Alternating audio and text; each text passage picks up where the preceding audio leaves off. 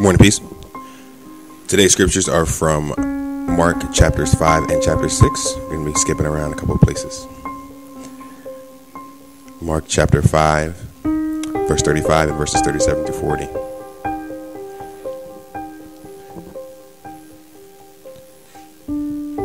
While he was still speaking to her, messengers arrived from the home of Jairus, the leader of the synagogue. They told him, "Your daughter is dead.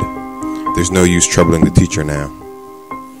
Then Jesus stopped the crowd and wouldn't let anyone go with him except Peter, James, and John, the brother of James. When they came to the home of the synagogue leader, Jesus saw much commotion and weeping and wailing. He went inside and asked, "Why all this commotion and weeping? The child isn't dead, she's only asleep." The crowd laughed at him, but he made them all leave, and he took the girl's father and mother and his 3 disciples into the room where the girl was lying. And from chapter 6, verses 35 to 38, and then 41, 44, and 50 through 52.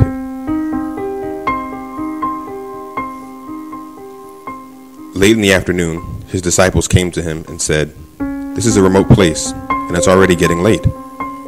Send the crowds away so they can go to the nearby farms and villages and buy something to eat."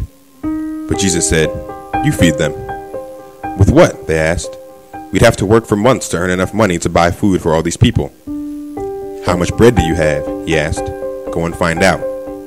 They came back and reported, "We have 5 loaves of bread and 2 fish." Jesus took the 5 loaves and 2 fish, looked up toward heaven and blessed them. Then, breaking the loaves into pieces, he kept giving the bread to the disciples so they could distribute it to the people. He also divided the fish for everyone to share.